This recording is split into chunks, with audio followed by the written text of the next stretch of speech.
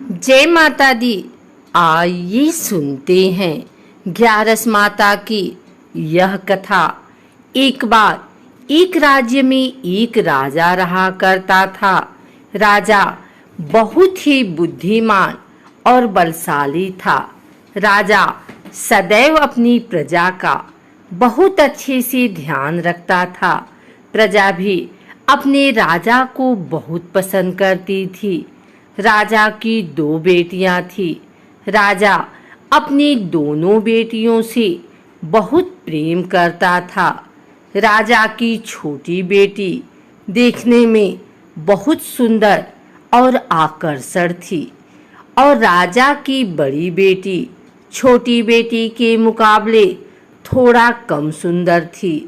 राजा की छोटी बेटी ग्यारस माता की पूजा किया करती थी और सभी लोग राजा की छोटी बेटी से बहुत प्रेम करते थे और बहुत प्रशंसा किया करते थे। राजा भी अपनी छोटी बेटी को बड़ी बेटी से अधिक प्रेम करता था, जिस कारण राजा की बड़ी बेटी को अपनी छोटी बहन से बहुत नफरत होने लगी। राजा की दोनों बेटियां जब बड़ी हो गई तब एक पड़ोस राज्य में रहने वाला राजकुमार राजा की बड़ी बेटी के लिए रिश्ता लेकर आया। लेकिन जैसे ही उस राजकुमार की नज़र राजा की छोटी बेटी पर पड़ी तो वह राजकुमार राजा की छोटी बेटी पर आकर्षण हो गया और उससे पहली नजर में प्रेम कर बैठा। उस राजकुमार ने राजा की बड़ी बेटी के साथ विवाह करने से मना कर दिया और उसने राजा से कहा कि मैं आपकी छोटी बेटी से विवाह करना चाहता हूँ। जिसके बाद राजा की बड़ी बेटी यह देखकर अपनी छोटी बहन से बहुत क्रोधित हो गई और राजा की बड़ी बेटी ने अपनी छोटी बहन को अपना सबसे बड़ा दुश्मन मान लिया।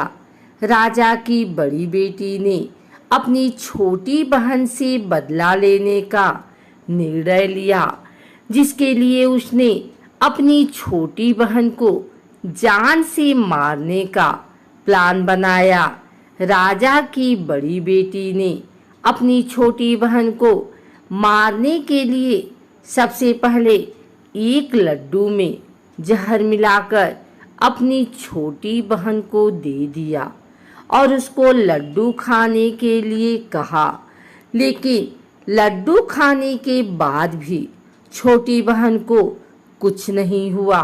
बड़ी बहन यह देखकर बहुत आश्चर्यचकित हो गई, लेकिन बड़ी बहन ने हार नहीं मानी और उसने जब रात में छोटी बहन अपने कमरे में सो रही थी तब एक मटके में सांप रखकर उसे कमरे में छोड़ दिया। लेकिन सांप भी छोटी बहन का कुछ नहीं कर पाया। जिसके बाद बड़ी बहन ने अपनी छोटी बहन से कहा कि चलो हम लोग कुएं में से पानी भर कर लाते हैं। जिसके लिए वह अपनी छोटी बहन को पानी भरने के बहाने कुएं के पास ले गई और उसने अपनी छोटी बहन को कुएं में धक्का दे दिया। लेकिन छोटी बहन को तब भी कुछ नहीं हुआ, क्योंकि हर बार ग्यारस माता उसकी रक्षा कर रही थी और उधर बड़ी बहन अपने सारे प्रयासों के बाद असफल हो रही थी, जिससे वह बहुत क्रोधित होती जा रही थी। फिर उसने अपनी छोटी बहन के पास जाकर उससे खुद ही पूछा कि मेरी छोटी बहन, तुमको पता है भगवान ने सबकी मृत्यु एक निश्चित समय पर लिखी हुई है और कैसे तुम्हारी मृत्यु होगी, क्या यह तुम जानती हो? तब छोटी बहन ने अपनी बड़ी बहन को बताया कि हाँ, मैं तो जानती हूँ मेरी मृत्यु कैसे होगी। छोटी बहन से यह सुनकर बड़ी बहन मन ही मन बहुत प्रसन्न होने लगी और उसने अपनी छोटी बहन से कहा कि तो मुझे अपनी मृत्यु का राज बताओ।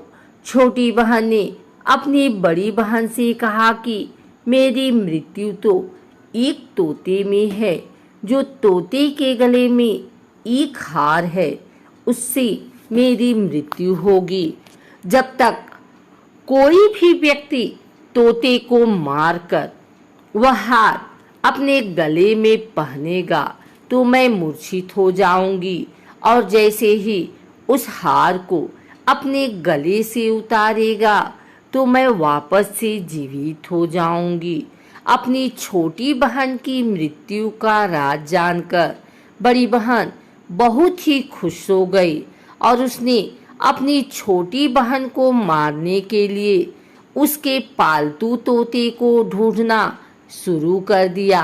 और छोटी बहन को इस बात का आभास हो गया था कि कोई उसकी जान लेना चाहता है, जिसके लिए वह अपने पिताजी के पास गई और उसने अपने पिताजी से कहा कि पिताजी, मेरी मृत्यु के बाद आप मुझे जलाइएगा मत, बल्कि आप मुझे अपनी पुरानी वाली हवेली में एक पलंग में लिटाकर छोड़ दीजिएगा।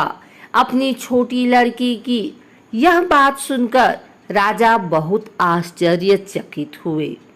राजा ने अपनी छोटी बेटी से पूछा, बेटी, तुम यह क्या कह रही हो? तब राजा की छोटी बेटी ने बताया, पिताजी, समय किसी के लिए नहीं रुका है, कब क्या हो जाए किसी को कुछ पता नहीं है। और फिर राजा ने अपनी छोटी बेटी से कहा कि तुम ऐसी बातें क्यों कर रही हो? 2-3 दिन में तो तुम्हारा विवाह है।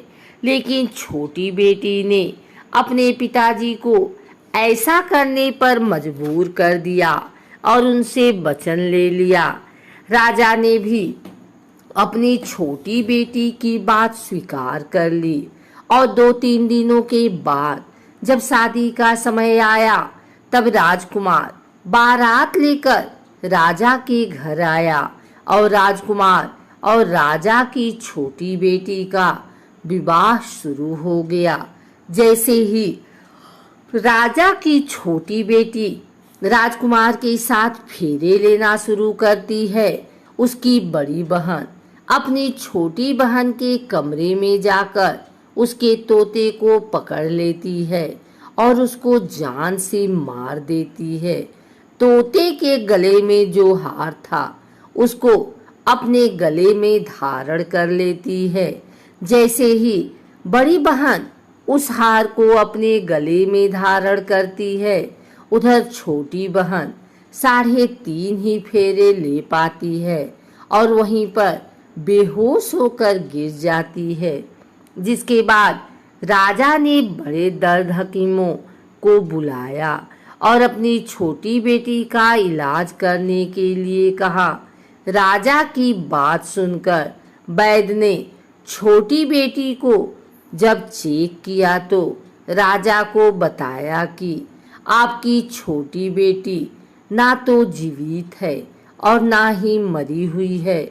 यह मैं ऐसा पहली बार देख रहा हूँ।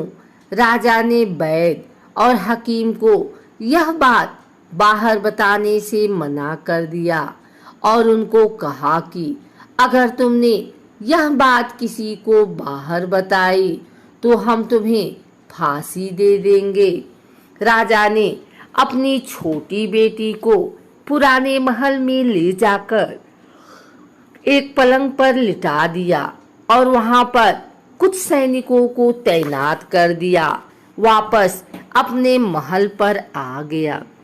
राजा की बड़ी बेटी अपने पिताजी के पास आई और कहने लगी कि पिताजी, अगर यह शादी संपन्न नहीं हुई तो आपकी इज्जत का क्या होगा? आप कहें तो मैं आपकी इज्जत बचाने के लिए राजकुमार से शादी करने के लिए तैयार हूँ।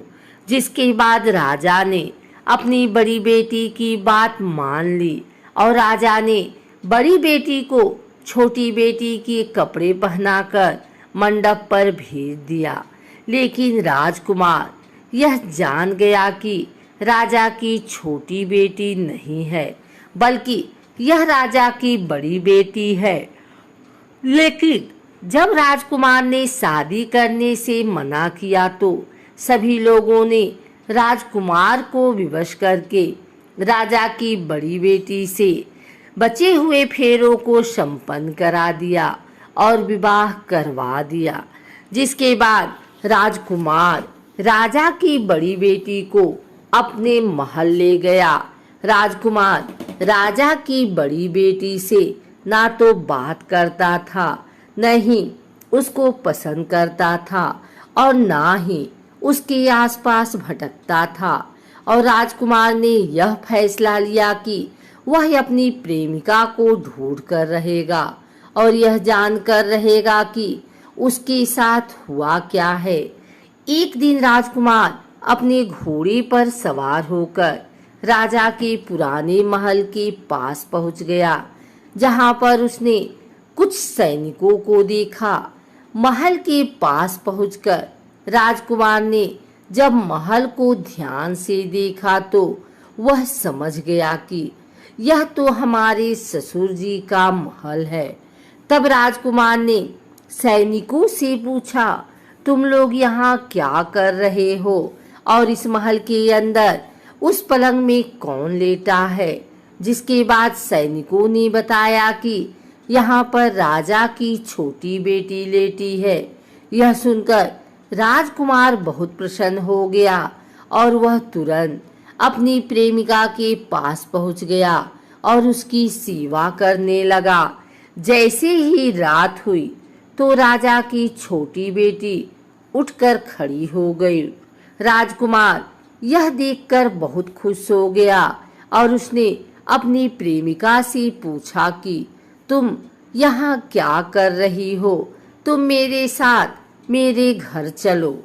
राजा की छोटी बेटी ने राजकुमार को सारी बातें बता दी कि मेरी जान एक तोते में बसी थी और मैंने यह बात सिर्फ अपनी बड़ी बहन को बताया था और मुझे पता है कि उसने ही मुझे मारने का प्रयास किया है। उसके पास एक हार है जिसको वह सुबह पहन लेती है और रात को उतार देती है। जब तक वह हार को पहन ले रहती है तब तक मैं मूर्छित रहती हूँ और जैसे ही वह हार को उतार देती है तो मैं जीवित हो जाती हूँ। और जब तक मेरी बड़ी बहन के पास वह हार है तब तक मैं ऐसे ही जीवित और मूर्छित होती रहूंगी। अगर मेरी बड़ी बहन के पास जो हार वह मेरे हाथ लग जाए तो मैं हमेशा के लिए जीवित हो जाऊंगी। राजकुमार यह बात सुनकर राजा की छोटी बेटी के पास रहने का निर्णय ले लिया और उसने अपने बचे हुए सारे फेरे उस पलंग में लेटी राजकुमारी की छोटी बेटी के साथ ले लिए और अपना विवाह पूर्ण किया। वहीं पर रहने भी लगा।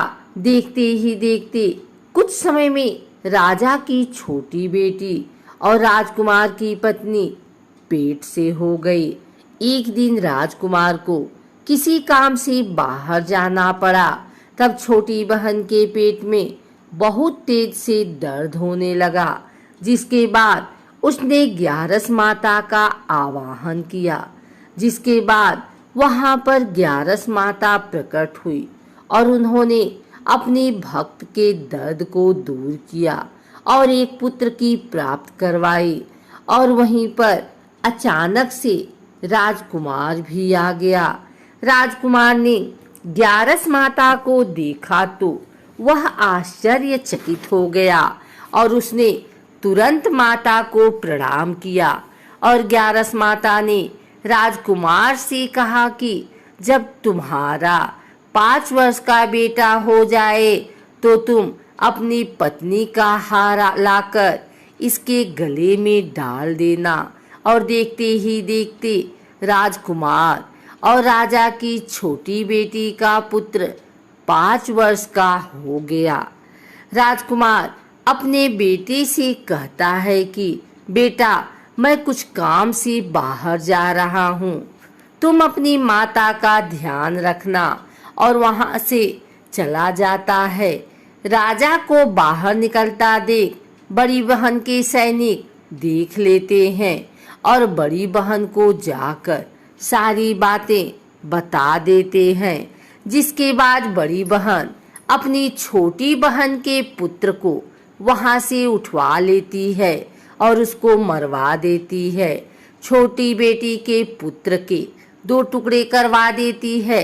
पहला टुकड़ा चक्की के पास छुपा देती है और दूसरा टुकड़ा अपनी पलंग के नीचे रख लेती है।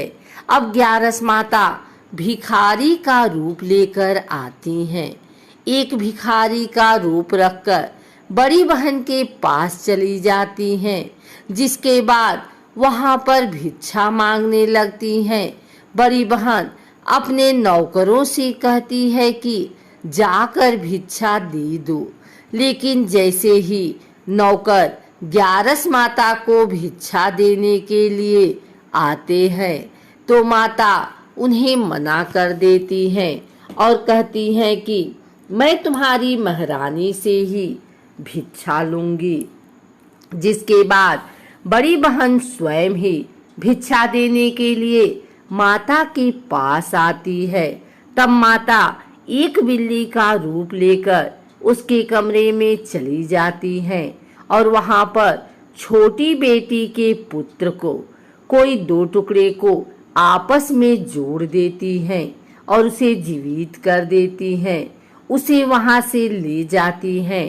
राजकुमार अपने बेटे को लेकर अपनी पत्नी के पास जाता है और उसे कहता है कि तुम इसका ध्यान रखना।